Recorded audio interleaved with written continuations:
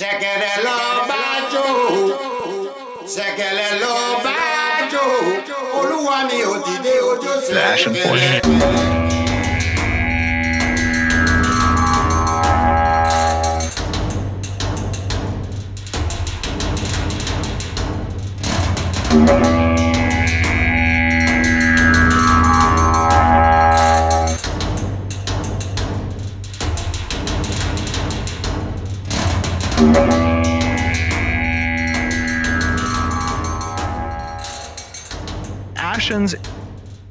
The Ashen Forge. Hello and welcome to the Ashen Forge. I am Phantom X, joined as always by Diggs and the legendary Neurotoxin. How are you two doing? Doing all right. Yeah, so excited. I can tell by your voices. And we have a guest today. Well, a very special guest, Vladis, is joining us as well. How are you? Well, I am damn excited. What is going on, Phantom? Another day. Another show, another Ashen Forge. A lot of fun to have, actually. I've gotten to know you over the last week because I'm going to be joining you as well on your show. But I thought maybe before we kind of jump into the cleric stream, discussion, if you have a second to tell us a little bit about you, the folks that maybe don't know you, and how you kind of join Ashes of Creation and the content that you create. Yeah, no, thank you so much. Honestly, thank you guys so much for just inviting me on the podcast. I really appreciate you sending out the invite. I really appreciate being here. But my name is Vladis. I have a YouTube channel called Vladis Gaming. I also do a podcast called the 1v1 podcast.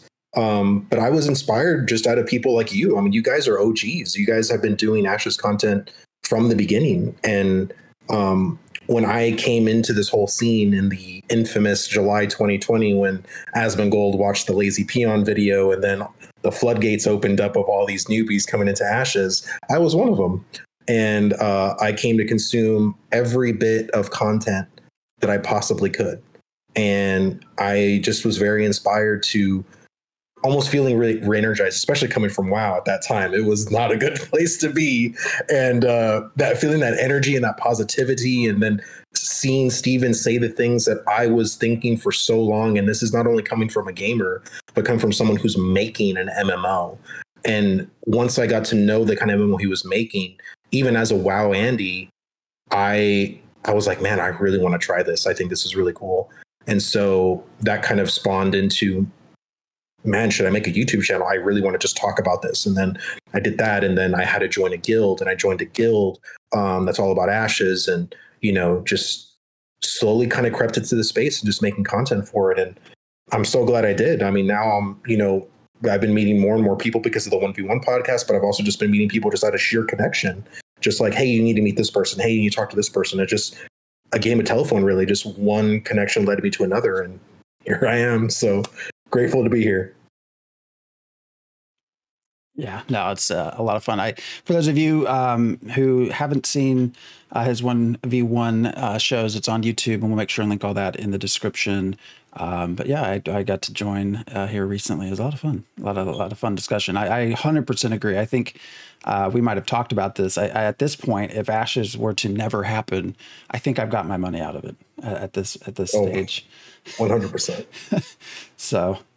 I got a lot of good friendships out of it, so. For me, it's almost like the game doesn't even have to do well, but I need it to get released and do well enough to prove that it's time to move beyond the theme park, that we can't just have a theme park or a sandbox or some like half-ass mishmash between the two. We need to move forward. We've seen attempts. We've seen 3 attempts before. All 3 of them failed. One ran out of funding. One of them had the rug pulled out from under them, and the other one ran out of funding again. So it's something where trying to test the waters. Well, people have been eaten by sharks, so no one else wants to test the waters. But there's gold in them depths, and someone's got to get them. So that's really what I'm banking on for Ashes, is to help move MMOs forward as a whole, as a genre, as an art form, and a way to deliver gameplay and experiences to people. So for me, it's not a too big to fail. It's more like I really just don't want to see it fail. There's a lot of cool stuff going on with this. I like the people working on it. A lot of the people working on it are people I've known for like years, even like decade plus, like Maggie and Roshan, I should say.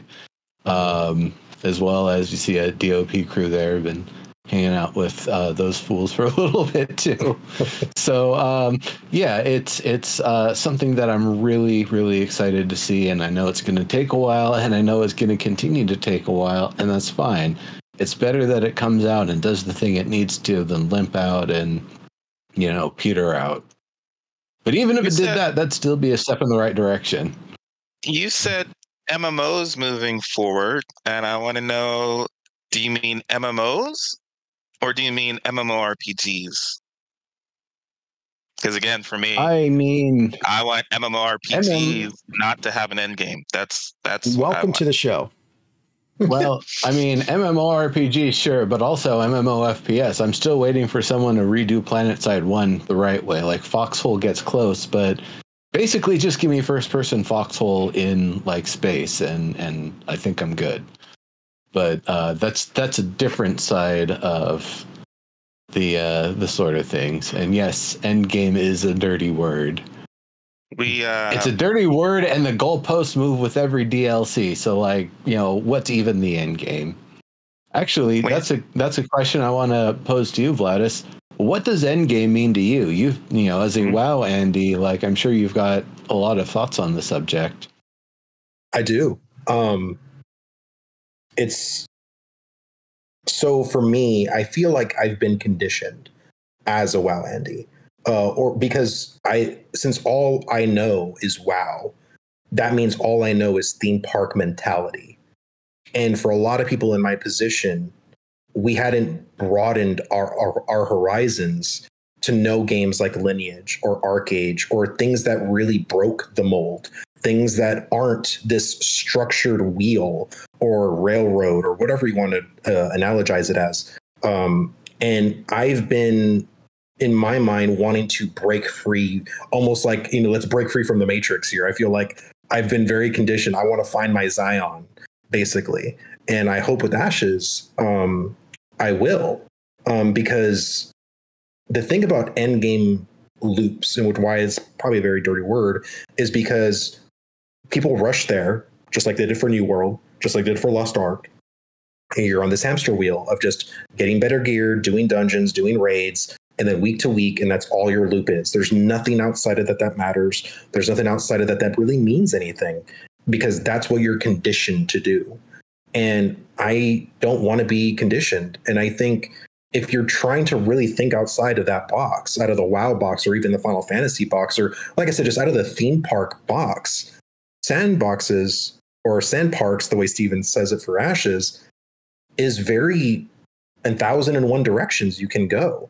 And your end game would technically start at level 1, because there's not really a loop for you to per se follow. Because if you're a PvPer, your loop is going to be very different from me as a PvEer, or someone that's a life skiller, or someone that's, wanting to just RP in a tavern all day. You can be level 1 and do that. There's nothing restricting you, unless they start saying, oh, well, you can't enter a tavern until you're level 30 or whatever. And then people just hit level 30 until they do that. But I guess all I'm trying to say is that it's very flexible in how you would think you would approach a game like Ashes compared to most MMOs that are very, well, you have to be end game. You have to do this loop specifically to get the things you want. And so I feel like I just want to, like I said, just break free from that. No longer as optimistic about that as you are, Vladis. I would have thought that before the last year, but now my understanding of PvX is that you won't be escaping PvP. PvP is indelibly intertwined with everything. So, but why is that? Steven wants everything to lead you to the adrenaline rush of PvP. So I don't think you're just going to be, I don't think there will be PvEers really. It's going to be people who enjoy PvP will be playing this game, and you might be doing less PvP than others. It might be a relative thing, but it's not just going to be life skillers who don't particularly enjoy PvP. You're going to have to be down with PvP because everything that you do, you're constantly going to be having to think about competition and PvP with other players. So I don't think it's quite the way you say, but for people who like that, Ashes is going to be a great game. Okay, so this is the only reason why I'm not going to say I disagree with you, but I would say that just like in WoW, especially in Burning Crusade, a lot of what you did as a player of your character mattered because there wasn't realm hopping. There wasn't anything that could take you away from your shard or from your server. So if you were a dick on your server as a healer or as a tank or as a DPS, you dealt with the consequences of those actions. And as you know, a lot of trade chat happened, as a lot of guilds whispered to other guild leaders, blacklists happened. If you were that player that was being disrespectful or just being a dick to people, you didn't see a lot of play. And so in a game like Ashes, where there's not only that, but on top of that corruption, again, I think it's also, and then not even to think of what guild you're in. If your guild has a high reputation or a value on your server for doing a particular service or doing just good deeds, you're like, even me as a PvPer, I see your banner, I see the guild tag, I'll leave you alone. You don't know if that's not going to happen. I'm not saying that it's going to happen 100%, but I think that there's that flexibility, like I talk about, right, with Ashes, is that what you do on your server matters. I'm not saying there's not going to be dicks on your server that are going to want to kill you on site, but I think honestly, those interactions are going to be very few and far between, because I think once PvPers get a taste of what corruption is, because I see a lot of PvPers, I've talked to a lot of PvPers, and I talked to Fatnum about this on the podcast, is I think PvPers are going to be very pissed because they're going to feel the level of corruption, and they're going to be the ones on the forums complaining about how punishing this system is and how we need to lower the barrier and how this shouldn't be as punishing. I should be able to be a corrupted player full time and live that lifestyle. But Steven has said many times, this isn't a lifestyle you're going to want to live. This is a true punishment.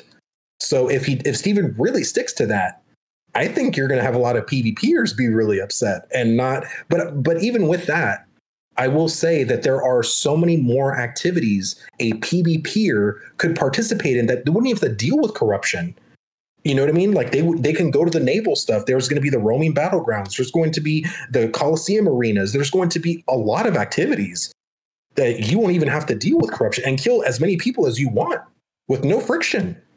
So that's why I think that it's not going to be the way you're thinking, Diggs. I really don't. I think definitely the people going to be the way I'm thinking, because you're talking about PKing and I'm not talking about PKing. So when I say, I don't like PvP very much, PvPers tend to jump to PKing, but I'm not talking about PKing. I rarely enjoy PvP. Sometimes I enjoy PvP, so I need to be able to choose when I'm going to be involved with PvP. Right. But I don't. One of the most recent things that Steven said was that, even the bags are designed for you to be thinking about PvP when you leave to go out to do whatever gathering you're going to do. They're designed to have you thinking about economic warfare and competition and all. I don't want to have to be thinking about that all the time. So that's what I'm saying. This game is not designed just for people who just want to do life skills. Even the life skillers are going to be having to think about PvP and thinking about PvP more often than I want to be thinking about PvP, because most of the time when I go out, I don't want to have to be thinking about PvP. Here's where I would say is I would split a little bit with you, Diggs, is I think there's a difference between PvP and the need to always feel like your reward was earned. I think that is something that Steven strives for.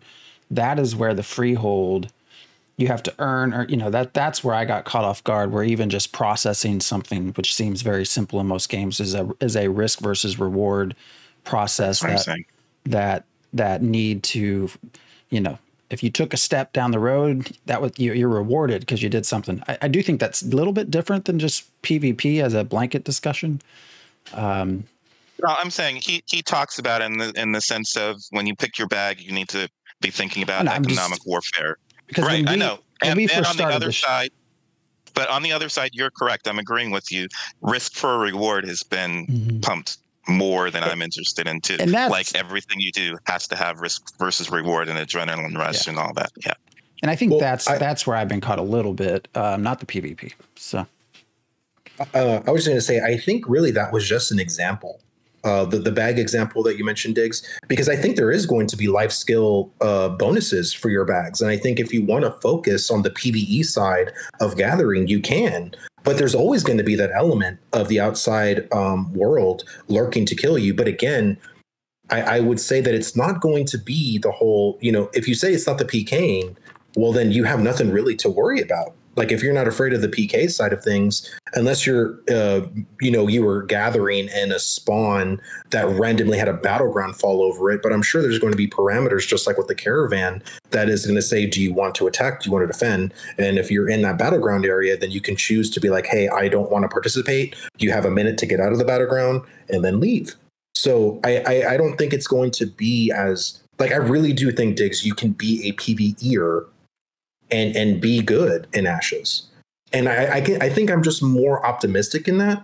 And even for me as a WoW Andy, like, you know what I mean? Like I don't like dealing, especially in WoW, with PvP. I hate it. That's why I only play on a PvE server. But for my first 4 years of playing WoW, I played on a PvP server because I didn't even know that PvE servers were even a thing. Like, I was so new to the genre at that time when one of my friends was like, oh, you're playing on a PvP server? I was like, oh, that's stupid. And I was like, wait, what? What does that mean?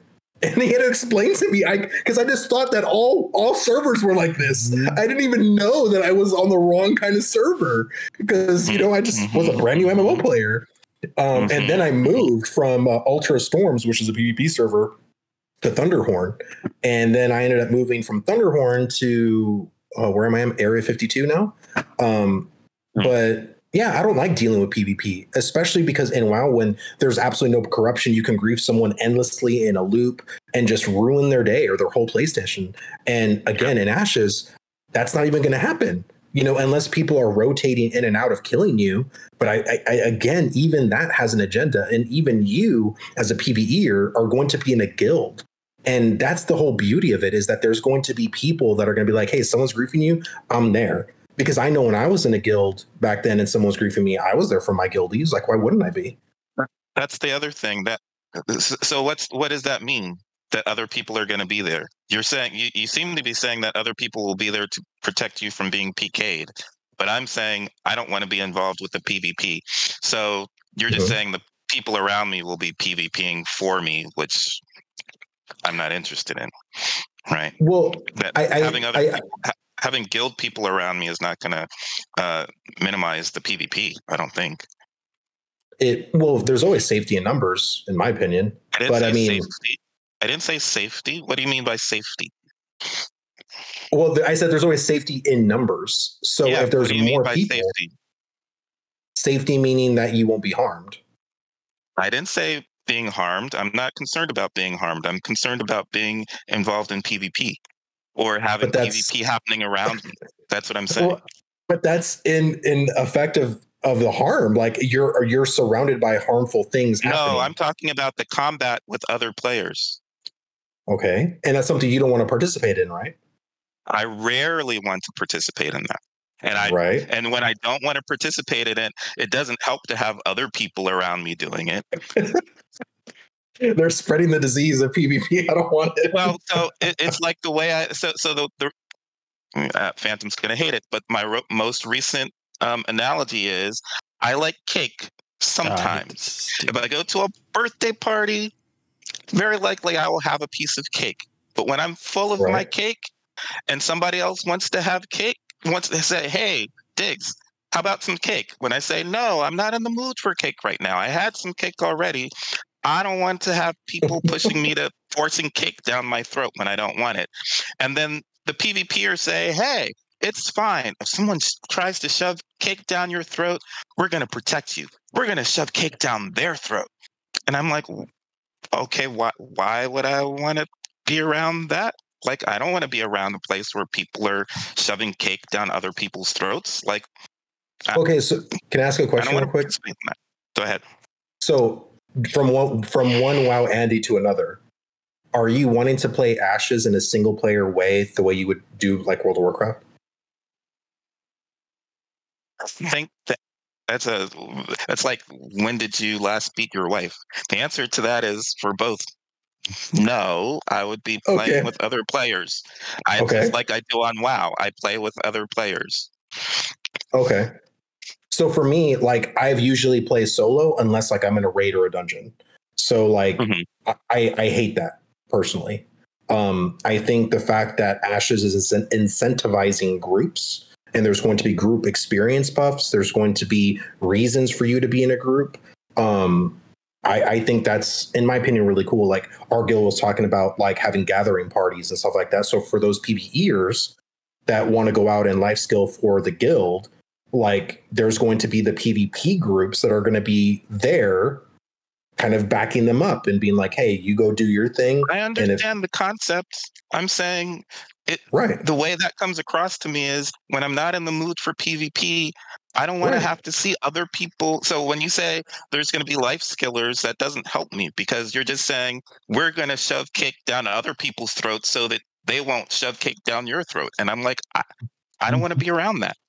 But why would I want to be at a birthday party where people are shoving cake down each other's throats? But okay, so I guess I'm just trying to wrap my head around, what do you want to be around? Like, you just want to be in a pacified server where no one can combat at all? I don't know about that, but I'm excited to have PvP sometimes. Corruption is a nice compromise. Caravans are great. That's what I'm excited for. I think going back to the original thing, I do think that nodes, we want nodes to happen, because that's going to cause the change. That's the catalyst for change, right? But that's great because they're pretty much scheduled. You know in advance when those are going to happen. You can avoid those if you want to. They're temporary deals and all this stuff. So I like all of that stuff. The real deal breaker for me is the open seas. But just lately, everything has been tied to risk versus reward and adrenaline. And on that side, I'm saying I'm not really interested in all this. Nothing's worthwhile unless you have the adrenaline rush, and the reward isn't worth it unless you have the risk. And I just don't want to have to be thinking about that all the time. That's all I'm saying. I would say I agree with you on that point. For us to think that way. That's what I'm saying. No, for sure. I think there needs to just be stuff that's either a reward or a fun activity that has no consequences. Because I think if there's always going to be a risk versus reward with every situation, I think that gets very tiresome to some people. And that's something for me that I think I kind of dwell on that kind of friction. And I think to myself, like, why does something have to rub you the right way and also the wrong way every time? Like, why can't it just rub you the right way? And I'm not saying in every system, but I'm just saying, like, I think there should be some systems where it's just a good thing. Like, there's no bad, there's no going to poke your eyes at the end. It's just good, and but I think when it comes to the PvP side, and again, I think a lot of my friends, even for me as a PvEer, are very PvP based, and they're almost afraid of the complete opposite. They're afraid that everything's going to be very passive. The corruption is going to be too high. I'm not going to be able to PvP how I want. And the game's going to get boring. And I disagree with that too, because I just think that what Alpha 2 is going to really try to solidify is the balance. And we don't know the balance. We haven't played Alpha 2. You know what I mean? And I think we know the balance from what Steven says, which is adrenaline, and nothing is worthwhile unless you have adrenaline and have the risk. Well, that's what he's saying. That's what he's saying, but that's not what the players are playing right now. We're not playing anything. And he can say anything under the sun, but until we get into Alpha 2 and see how we say and how we feel as gamers, like, then that's going to be the feedback for Intrepid. And I understand the kind of framework that Steven is trying to lay down. But again, the one thing that if I were to ever ask Steven a question is, what are you willing to bend on? Because it seems to me that when it comes to his 4 major pillars, those are not bendable, breakable. Those will always stay true and firm no matter what.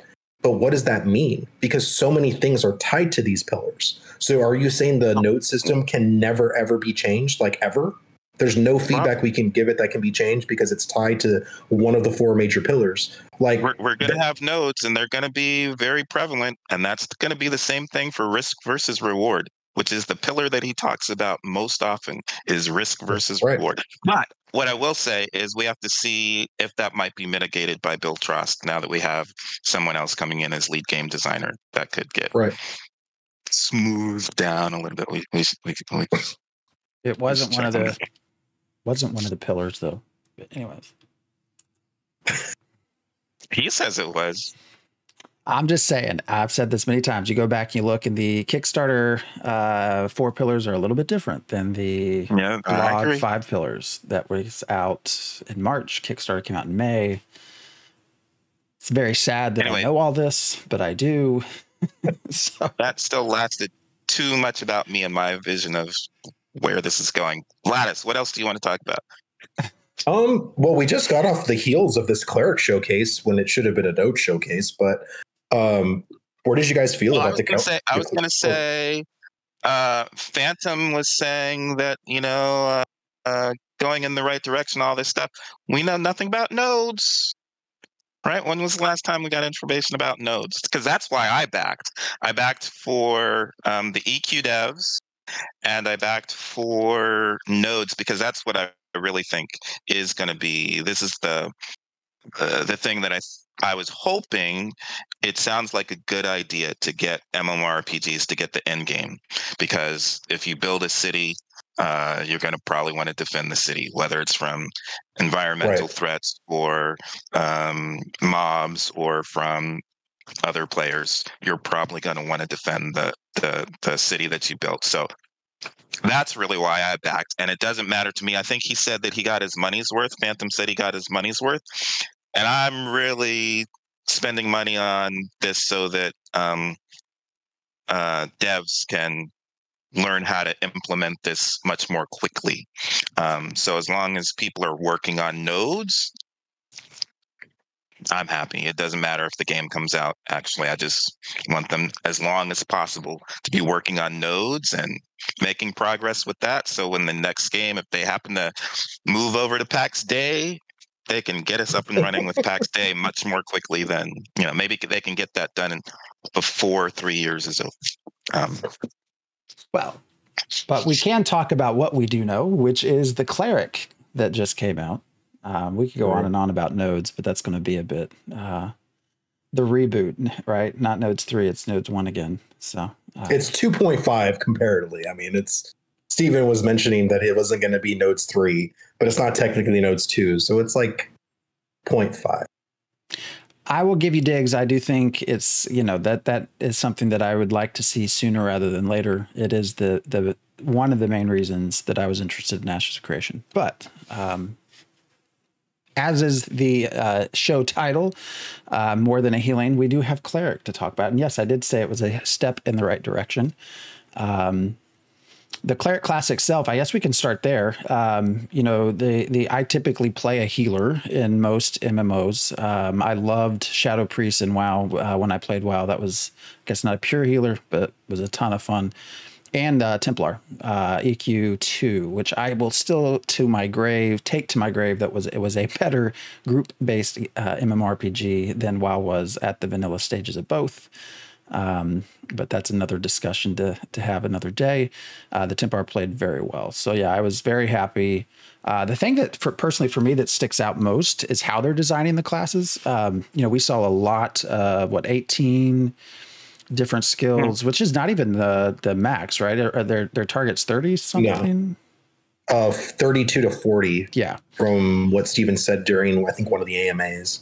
So maybe halfway there, but you already start to get to see just how much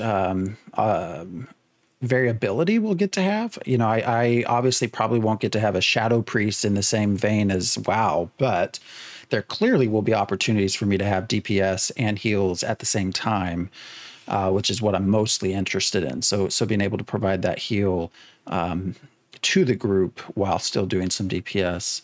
So that when I say moving in the right direction, that is what stuck out to me the most from this showcase, just from a pure class perspective. Was that? I have a question for you, Phantom. Because I found it to be mostly healing, not a lot of DPS, and there were some skills that we've seen in A1 that were not on the hotbar, and I'm not sure that they'll still be available or not. I don't know if not being on the hotbar means that we won't have access to them anymore or what. But those two things, do you think that's an indication that they just aren't available anymore? Specifically Castigation and Hallowed Ground, which both would provide some DPS. And did you feel like, are you saying that of the active skills that we did see, the 18 that we did see, that was enough DPS for you? I'm sure there can be more. I mean, we also haven't even gotten into augments. I think there was even a question at the end of the stream asking about specifics of a weapon, which was more in the vein. The question, I think, was more in the healing process, which they kind of hinted at your weapons will also influence. In this question, it was healing, but I assume also DPS. Weapons influence your basic attack, doesn't it?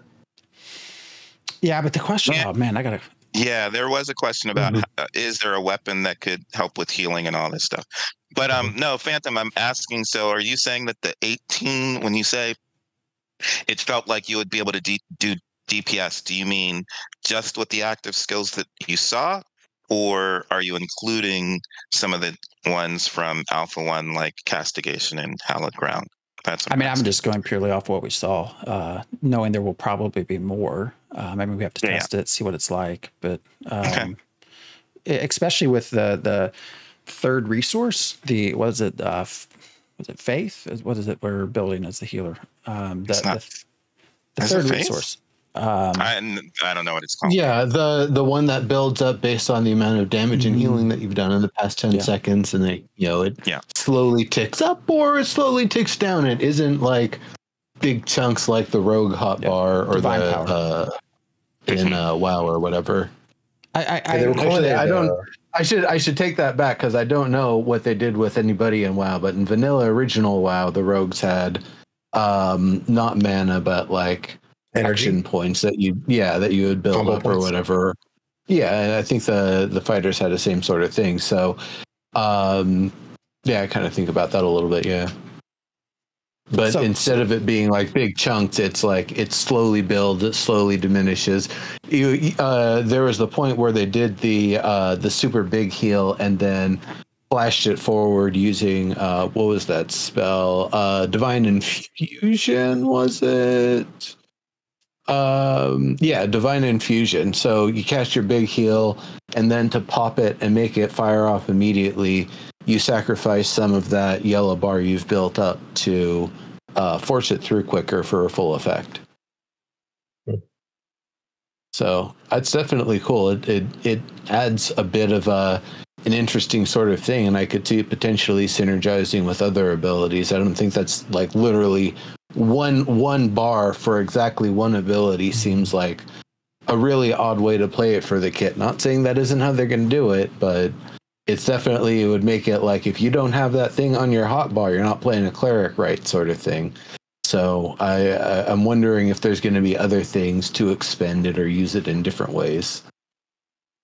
Wizzy McNasty saying in chat that as a healer main, they feel there were too many healing spells for a single class. So I'm kind of hoping that means they were just showing us more the newer ones. The newer ones, yeah. And it doesn't mean that the more damaged ones that we have seen in the past aren't available. And and they were just happened to be saying, "Hey, we came up with some more healing stuff.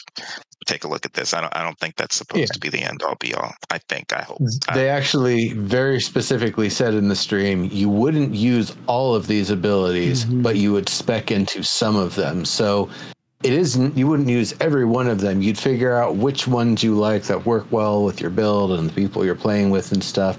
And you would, dump your points into those to specialize them and augment them in the various different ways to max them out. It definitely isn't, you have this giant pile of healing spells and defensive things and like 2 attack spells and a stun, and that's it. And you're also not expected to use all of them. You're expected to use the ones that you've kind of built up, and maybe 6 of them that you really built up. Maybe there's 10 of them that you really built up, and spread things out a little bit more. So I think that's the thing to keep in mind. Like all of the entire way through, if anybody sees in the Discord Ashen Forge channel, I kind of wrote up a little bit of notes on some of the abilities, and I was starting to realize as I was seeing each and every ability, they all feel like they've got opportunities for various sorts of augments that do things. The one where it's just a quick light heal, I could easily see that being used to accumulate stacks of something that are then going to be promoted by some other ability. The Wings of Salvation, even, I could see that being converted to like a heal and then like a damage AoE that you spec into. However much you healed and overshielded the person, it whacks things in the air and maybe knocks them back or something too. So that's kind of what I see with it. You're not going to use them all.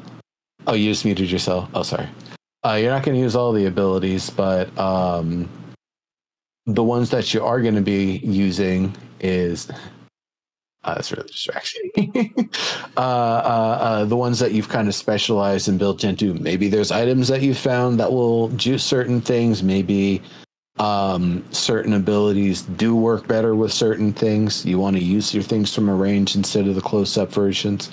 So you'd be using a bow or a wand or whatever. So that's kind of what I see with it. Yeah, there's a lot of heals. We don't know the extent of what all the attack spells are going to be, and we don't know how these are going to be upgraded and augmented to potentially have more offense-related things. The one where it's the Healy beam that bounces around, I could see it just as easily bouncing through enemy targets too. I think a little bit of my concern is that we've got 18 or only, what are we going up to in Altitude? Level 25? Level 30? 35, so I think is what Steven said one time, like offhandedly. How many active skills do we think we'll have available by potentially all 40? 25? Because the way I've always imagined it, this is just my own head, is by level 25, we will have all of the max base abilities of each primary class. And then from 26 to 50, all you're going to be doing is augmenting all of those abilities. So you're going to basically have all of them that you're going to have full access to. And then from 26 onwards, you're just going to be getting an augment change on an already known ability. I could be totally wrong. That's just how I always thought about it in my head. Well, I hope so. I want to be getting more active skills as I'm moving from 25 or 35 to 50 for sure. But it's an interesting conversation. So how many skills do you think, Vladis, what would you main most of the time? Like what type of class? I mained a Hunter and WoW from Burning Crusade all the way to WoD. So I run a Trout Ranger. I play a Warlock now. So Summoner, Necromancer, I want to try that. I play everything. I've in a raid setting, I have made a tank, healer, DPS, I've literally done everything. The only class I think I've rarely played in WoW was the Rogue. But outside of that, I played everything else. So here's where I'm curious everyone's opinion. So I noticed in some of the Discord, some of the forums, some of the chatter, I think first, as you've pointed out, immediately I think everybody was confused. Oh, why do we have all these skills? Well, no, you won't. You spec into certain things, and I'm pretty sure they're designing encounters in a way that you're going to have to go respec depending on the encounter you're going to go take care of. But there were a lot of people talking about, no, they should have 3 or 4 skills and that's it. that seemed very small to me, and I'm just curious. 3 or 4 skills of what? Like active spells, essentially active skills spells. The cleric should have like 3 buttons, basically 4 buttons that they should be able to. They should be. Are we playing New World or what? Well, that's where I'm curious everyone's opinion. That seemed very low. I certainly don't want EverQuest 2 now. Vanilla was great. Now you go on, you get like 5 rows of bars with like 30, 40 spells. It's just way too much. But I'm curious where everyone's sweet spot is. Like, the classic EQ 8. I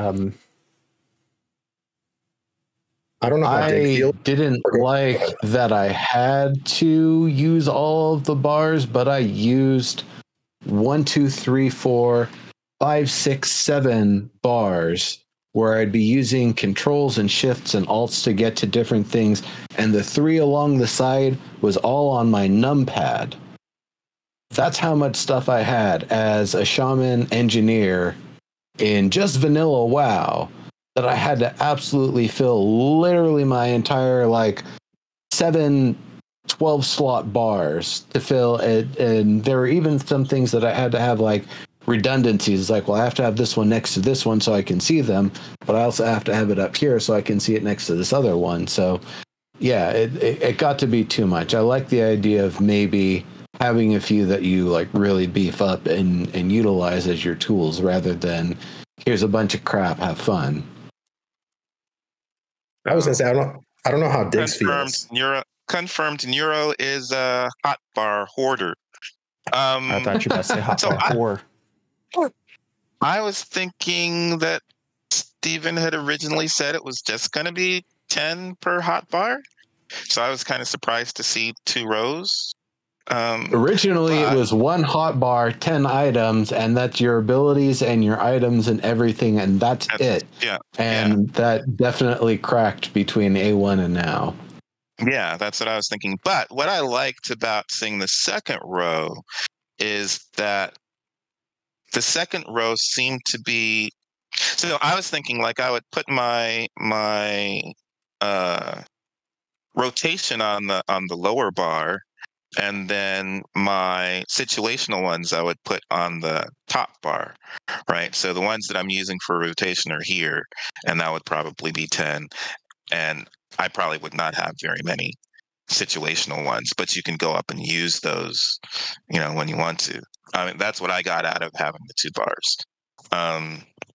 So yeah, I don't know. I was kind of surprised to see, because it seems like we'll have at least 25 by this point, maybe 20. I think we have something like 25 available for Alpha 2 is what it seemed like to me. But I don't know. I was going to say, I don't know how. We still have Castigation and Hallowed Ground. If I were playing a cleric, I would still want those 2 abilities. So I hope they're still there. Yeah, I was going to say, I don't know how Diggs feels, but classic WoW, too many abilities. Retail WoW, I think, is way more reasonable when it comes to how many abilities you potentially have on your bar. I would be personally very fine with 2 bars of just abilities from the class, but I would want 4 bars personally. I would want 2 item bars that I can put mounts, potions, all the, ancillary stuff that you get in your bags, put them on there, and then have 2 bars for abilities for your class. I think 2 bars is more than enough, a mix and match of utility and actual abilities. But I think what kind of scares me about the cleric is we're already at this stage in development, and I am very, very afraid for the cleric and the tank specifically, because they are one of the most important classes that Intrepid has to nail. And we have yet to really see different play styles that the cleric can do. We saw all of these abilities, and we didn't see much synergies. I'm not saying we did see some synergies, but that also doesn't count for how you want to play as a healer. Like Phantom as a healer main, right? You have some healers that shine when it comes to AoE heals, some that shine when it comes to hot heals, some that shine when it comes to shield heals, some that have a kind of discipline priest where it's like a mixture of DPS and healing. We didn't see how varied you can be on the cleric, and that's really worries me, because as someone who really enjoys healing and tanking, you look at WoW. WoW has so many different unique tanks. The Blood DK is completely different than Protection Warrior. The Protection Warrior is completely different from the Protection Paladin. The Protection Paladin is completely different from the Guardian Druid. How are you, as one class, going to shapeshift into 8 different archetypes and have those playstyles feel very different? Mm-hmm. That's my main worry. And the other thing is that the synergies that we did see were really small. And I don't think, we saw one ability that used Divine Infusion. One. We definitely need more. I think having only one ability tied to that is kind of bad. But, again, these are building blocks. These are foundational pieces. But if I were to say anything to Intrepid is, you guys really have a lot of heavy lifting to do for these 2 specific classes, because they can go to some other MMO and have 6 or 7 or 8 different tanking options. They go to Ashes, there's one option. When you go to the loading screen, there's only one option to pick if you want to tank, and that's the tank. I mean, the whole point is that that's what augments do, and you have more than just your secondary archetype augments that are going to be affecting how you play. You're also going to have your social org augments. You're also going to have your racial augments. You're also going to have your religious augments. All of that is what's going to provide the variation. Now, the takeaway from what you said is that, but we haven't seen that yet. And that's kind of like with nodes. Well, that's why I'm worried. We haven't seen that yet. My kind of worry about this kind of niggling worry is that it's the 3rd time we've seen cleric and we still haven't seen rogue. We don't have active skills. We got a weapon thing with rogue, but we haven't seen active skills with rogue. So instead of giving us a 3rd iteration of cleric, and I hope we're not getting I'd rather not see a 3rd iteration of tank and a 3rd iteration of mage. I'd rather see fighter. Show us fighter Dext or rogue Dext or something we haven't seen before, because I don't want to just keep seeing the same 3. No, 100% agree with you. I think Intrepid was backed into a box, and I don't think they were ready for the Ranger or the Rogue, even though Steven did say that he was going to do a Rogue showcase probably next, like that was like the next class. But I think they were really counting on doing the Node showcase this past month in July. And I don't know if something happened or if the people working on it were just like, hey, look, we're not ready. Because if you remember in that Freehold showcase, they said, if we don't show nodes, we're going to show professions. And they didn't even show that. So I think they were really counting on doing nodes, and something just happened. Yeah, I'm kind of glad that nodes got pushed back. I would love for Bill Trost to be on when they're talking about nodes. And I'm hoping that it gives him a chance to have gotten more up to speed with the game, and he'll have some kind of input to say about whatever the nodes presentation is going to be. Even if he's not on something, I'm kind of hoping for that. So I'm not mad at nodes getting pushed back 1 more month. Yeah, and that's actually something I may have vocalized in one of the previous episodes, that Bill joining the team, that would definitely be like, okay, here's the new lead design guy who is going to be helping us move everything forward. Now that he's caught up to speed, hey, Bill, what do you think? Well, in my, lengthy and venerated experience, because, remember, he goes back a ways and he's been on a whole lot of real successful stuff. He will be coming to different thoughts and conclusions and outcomes to what's currently in the system, what had been designed before, what's been designed since then. So I would expect that he definitely is putting in a big influence, and that's why it's being pushed back. In fact, if he is putting an influence in, I'm glad that it's being pushed back. Again, like I said earlier in the episode, give the game its due time. Don't rush it. If you want to nail it, you got to really, take your time with it. You just got somebody who joined the team who's got worlds of experience, and if he sees something that can be done to improve things, to optimize how that pillar works and engages with the rest of the game, by all means, let him take his time. there's no rush. I know nothing that you guys put out is even like permanent. It's, you know, the best guess of what you're going to be doing relative to, you know, where things are at, and if it changes, it changes. But you know, no rush. It was nice to see the cleric stuff. I was kind of eager to see where that was going. I'm really excited to see some of the other classes too. But yeah, I'm excited to see nodes when nodes comes around. So do you guys think? Go ahead. Or go ahead. Nah, you go. I was just going to ask, do you guys think something actually happened that pushed back the Alpha 2 even further? Because I feel like we should have been in Alpha 2 by now. I think there was something internally that potentially happened to even postpone it further. I'm just wondering if you guys agree with that. I think it's fairly normal. I think, so it's going to be pushed back if they do things like make significant changes to the models of the dwarf, to the models of all the other races. Oh, well, we did the dwarf. Now we're going to do all the other ones. And then it's going to take time if they switch over to a new version of UE5. And although Stephen was thinking, oh, well, once we do it, it's going to be quick and everything we'll have tools that'll make everything happen. I don't think it quite works that way. So I'm not surprised. You know, the issue of having everything subject to change is that when you start changing stuff, it's going to take more time. So if that's the way you're doing your development, then you can expect lots of delays, because when you make small changes, that affects a whole bunch of stuff.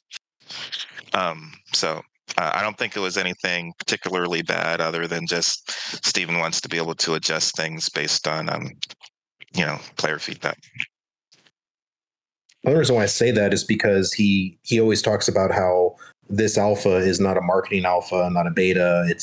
It's a true alpha. And for me, from what we've seen and what we've been seeing, it's pretty alpha. I mean, not pretty alpha, but I think it's more further along than some other games were. And so do you think he's just trying to set a bar here? Do you think he's trying to make an impression with this Alpha 2? Because I feel like if he would have released it now, people are going to complain. But I feel like even if he released it later on and they feel confident, people are still going to complain. So what's the difference? No, I don't think people are going to complain. I was going to say, I don't think the combat also was where he wanted it to be. He's making changes to combat based on player feedback. So there's all kinds of stuff he's trying to get right before he has people play it. I mean, I don't know. I think, when we step back, so we had Alpha 1, and then we had COVID. Alpha 1 was partially through COVID. But they were still not at full, not even close to full staff, I don't think, then. So then they were impacted at least by hiring. And then they moved to UE5. So I assume that's part of it. You're right with the combat talk. I think that's been very hard to nail for them, which has been an interesting journey. I mean, when you think APOC, well, I guess APOC was more networking, but, they've been showcasing combat and combat changes forever. So I don't know. I don't really count COVID, because COVID was 2020 and Alpha 1 was 2021. Yeah. So I don't think it was COVID. But honestly, I don't even think it's combat either, because let's say this is version 9 of combat as it currently is right now that we can't test, and they're trying to give us version 10. I don't think there's going to be a difference, because there's always going to be version 11 that we're going to switch to anyway when the Alpha 2 goes live. So I just don't see a distinction. No, so he's trying to get it to a place where they're comfortable and it will fit. So based on the prior feedback, we think this is going to be it. And then with Alpha 2, there's probably going to be more changes after that for sure. But he's saying this is, it's at a place where we think we've got it to where you wanted it. And I don't think it's quite there yet. Plus, they're doing all this stuff with the extra active skills and all kinds of stuff. So, Steven comes across somebody who just likes things a very specific way. That's why he is successful. He's been enormously successful in his life, and I think there are personality traits that have allowed him to do so. I do also think that because since we've been here since the beginning, since 2016, I feel like, and I don't know if you two agree with me, that the sort of 2017, 2018 felt very different. And once you sort of had, you did have the Tim the Tatmans, and you had the all these other, Asmongold and all these people making videos that did seem to change things a little bit. And I think you're onto something, Vladis, that probably part of this is he's trying to be, maybe he doesn't want this to be a marketing fail, even though it's not really meant to be marketing. I mean, the reality is people are going to judge Ashes of Creation based off of the upcoming Alpha 2. They just will. We know that that's stupid. Right. We know that is absolutely just a dumb thing to do, that things will change. But, there's, how many, what was it, 100,000 people have signed up for Alpha 2? How many of those people do you think, one, actually pay attention at this point to know these changes?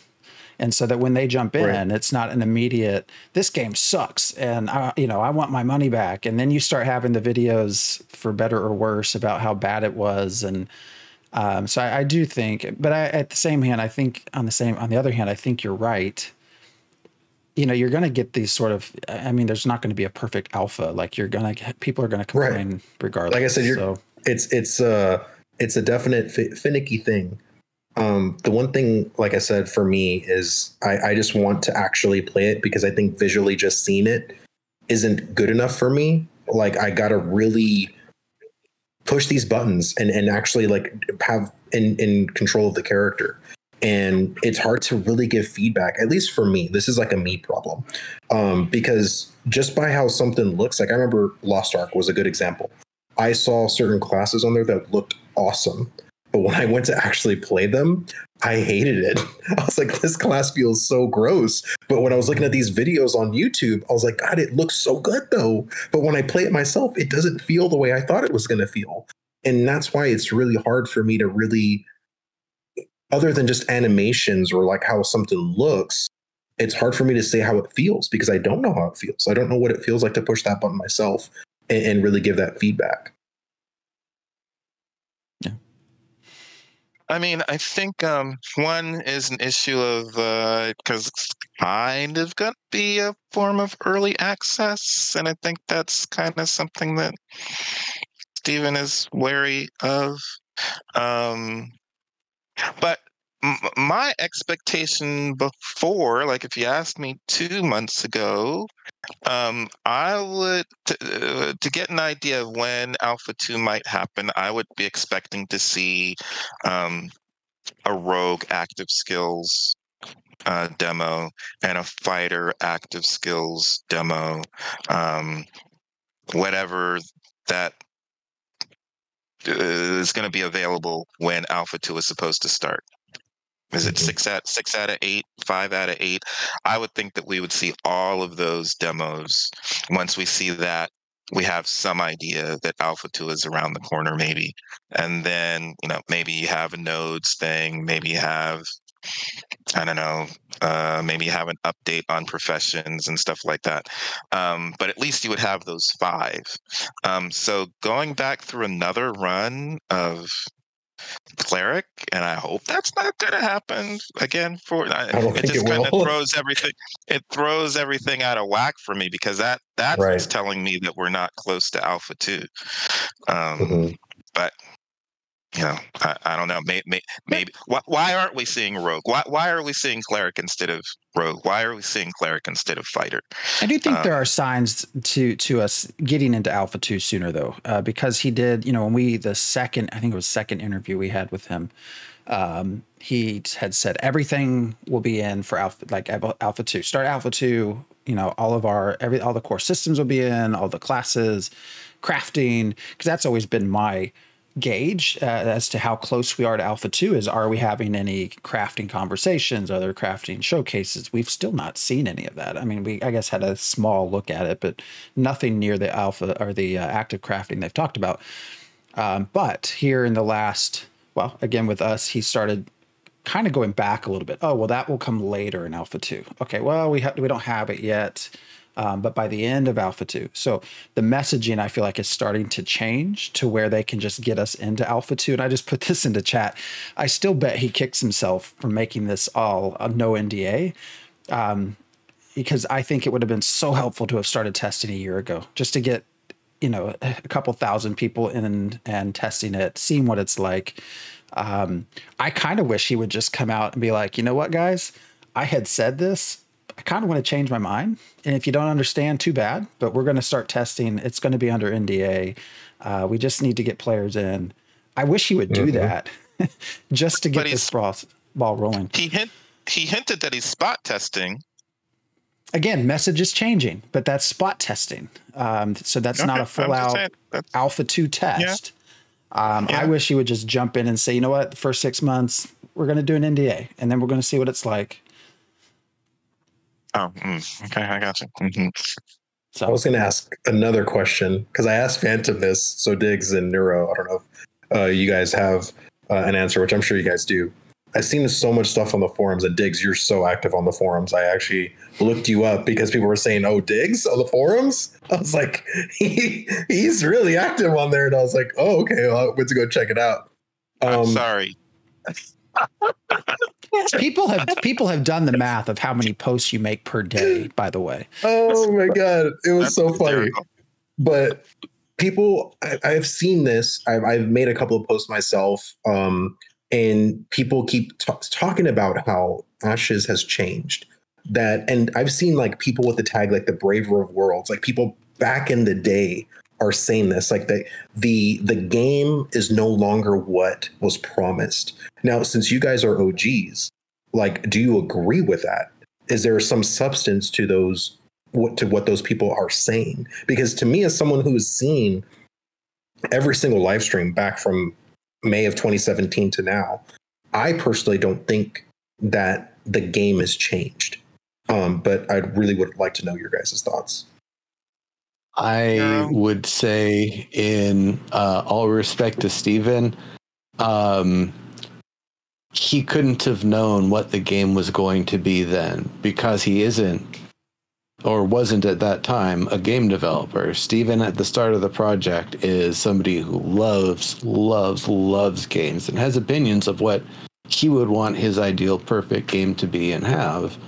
But it's hard to take some of those ideas and thoughts and stuff and just like press a button and automatically the game you want is made. No, it's going to take effort and work. You might not even know what you actually want until somebody showed it to you.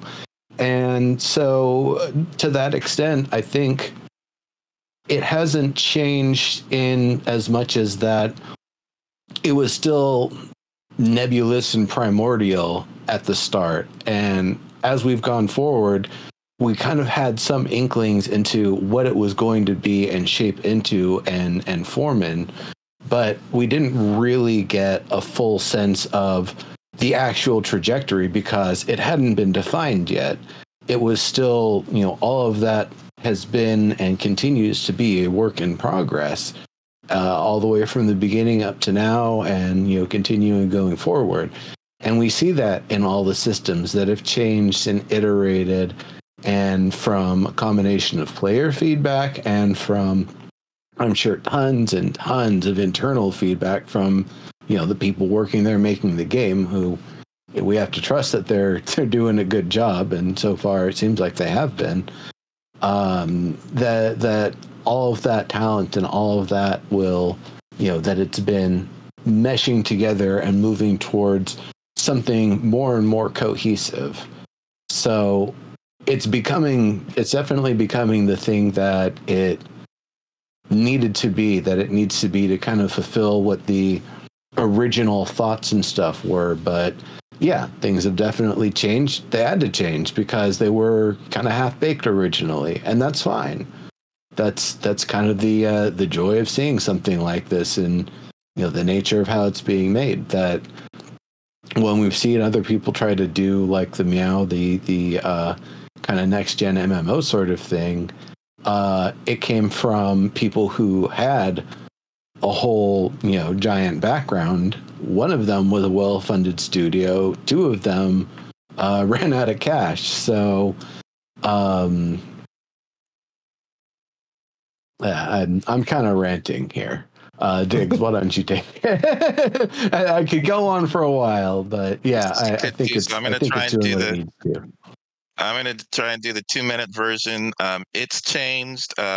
I've realized in the last year that I'm not in the target audience, so I'm not really even particularly interested in playing it. I'm not planning on doing any progression whatsoever. I'm just going to run around and explore as much as possible and see how far I can get without doing any progression whatsoever. Did you feel like you were the target audience, Diggs? Like originally back in 2017? Okay. Yes. Since the EQ devs have left and Steven has been acting as the lead game designer. No, he's always been creative director. He's been acting as the lead game designer. Sorry. It's moved more towards a focus on his play style specifically instead of a somewhat broader play style, and I don't think he really understands how to support other play styles. But the changes in the past year have kind of moved past my play style. We'll have to see how well it fits people who have my play style. But yeah, it's significantly changed. Yeah, that's all I'll say. I'm just so curious because like, when did the change happen? Because for someone who came in at 2020 and super passionate and just going back, like I actually watched all the live streams backwards. So when I came in July, I watched June and then May, and then just going back. I probably should have watched it actually in chronological order, but I was an idiot and watched it backwards. Go ahead, Diggs. I just wanted to stress again, I think it's headed in the right direction for Steven's playstyle. So it's not like I don't support where it's going. I think it's going to be great for people who have Steven's playstyle, just not people who have my playstyle, I think. But do you think that these people, like, if it seems to me that people feel gypped, like they bought into a $500 package? I don't feel that way. Yeah, I don't feel that way because the reason I bought in was to support EQ devs and to support the development of nodes, and that's happening regardless of whether I play. So for me, it was never about whether or not I would play. And corruption, I was not really sure that was going to make the game comfortable for me anyway. But other people, I don't know. I think that some of the more PvE-oriented people who normally play on PvE-only servers and like some PvP, they might be feeling some stuff. And some of the life skillers with the recent freehold stuff, they might be feeling some kind of way. I'm not sure, but I think there's significant changes. We'll just have to see. And again, we have to see if things get smoothed down a little bit now that Bill Trost is acting as a lead game designer. And Bill Trost was the lead game designer for EQ, right? Back in the day. I know. Okay. He was EQ and a bunch of stuff at Tryon, and I think maybe some other stuff at SOE as well, and other locations. A lot of stuff, a lot of big things that a lot of people have worked on, or played rather. Well, a lot of people worked on too, I should say, but yes. Very experienced. Steven has been remarkably consistent in many things. I've gone back and done videos just to highlight that. The core pillars from Kickstarter, meaningful conflict through PvP, narrative, economy, and nodes, all still exist. They have not changed. Where I think my impression of all this was for sort of this PvE life skiller group over the last 2 years is that corruption was the the agreement to suffer through PvP at times, even if it wasn't wanted. What changed was so that's key. I think that's key, because corruption was just that contract that made PvE players comfortable with the idea. And so then when you kind of fast forward, the two big things was the open seas, and we're going to remove corruption from half the world, more than half the world. The seas are 750, I think, and the land is 450 square kilometers. Yeah, something around there. So that was, I think, one of the things that turned off a lot of people was, okay, so now there's this whole area that contract actually doesn't exist. And that was a little bit of a change. I would agree with Diggs there that was a change. That doesn't mean you can't enjoy the non-ocean areas, though. And that's where I will argue with Diggs that he can still have fun, but he wants to explore. If you look at my Bartle score, I'm going to tell you I'm an explorer. I get it. You want to explore the oceans. Yeah. I know. I get it. And then the life skiller part too is just the freehold. And I know personally for me, and I think probably for a lot of other people that were in my sort of boat, was not even a consideration of the idea of risk versus reward in the whole, hey, let's have a house and decorate it and grow some plants. That sort of, I think, which in hindsight, I can see the arguments that people make. Well, no, he's always said it's going to be hard to get. And I can see both sides of that argument. I can. So I think that's where, when Diggs talks about things changing, am I wrong? Those are probably the two biggest things. The two for me are open seas, and the other one is the obsession with risk versus reward, which has been being pushed super hard in the last year or so. But I'm just not as. When you go to that Kickstarter video, it very much applies today as it did back then. That really has not changed from that sort of core set of pillars. And there was a very good, I know we have to wrap up here in a minute. There was a very But I'm going to say that's different from the core pillars changing. I agree. The core pillars have not changed. Okay. But that doesn't mean that the rest of the game has not changed significantly enough to push it past my place. And Stephen had a very good comment about that. There was another question in the live stream about whether I think he would change family or get rid of families if they tested it and it wasn't fun. It didn't work. And the answer was it didn't work as intended. Right. And it was a very good thought out answer, talking about how the pillars will always stay the same. But yes, when you have things like this, elements of the pillars all up for change, all up for debate. Where I kind of wonder what he thinks about the forum crowd, is that he mentioned, we're not going to remove PvP.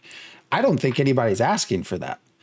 He did kind of mention as the example of the pillars not changing. Well, PvP is going to it's going to stay. And I was like, well, I think nobody's asking for that to change. So I don't know if that's what he's hearing. But from every conversation I've been in, that's not been asked for.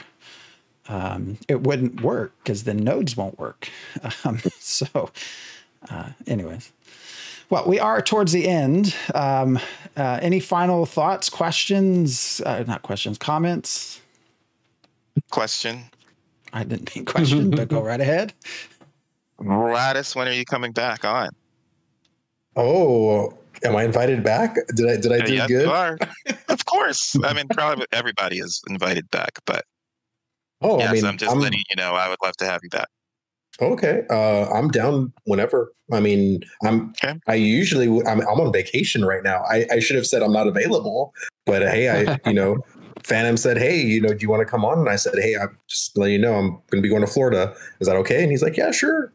So I'm available whenever. Thank you. I had a lot of fun. I'm really curious to get you and everyone's, especially once we get into Alpha 2, kind of what everybody's thoughts are. That will be fun. So I'm just excited to get in there, man. I've been so re-energized by the energy of the Ashes community, by Steven, making content on YouTube, it's been really overwhelming. I started streaming recently on my Twitch channel, and just the overwhelming support from the Ashes community has been amazing. And I just really want to get in there and give as much feedback as I can to make this game the best it can possibly be. That's all I want. Well, all right, we're gonna wrap. Where can everybody find you, real quick? You can find me on YouTube, Vladis Gaming. You can find me on Twitch at Vladis Gaming. You can find me on Twitter at Vladis. And this will be in our description as well. So, well, all right. Until the next time, we will gladly, as Diggs say, have you back on to maybe actually get to talk about more of the cleric next time. Or no, talk a little bit about it.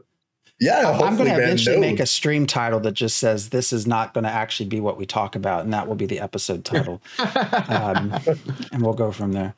But yeah, thanks again for joining us, and everyone definitely check out his content. It's really great, not just because I get to be on one, but check all of it out.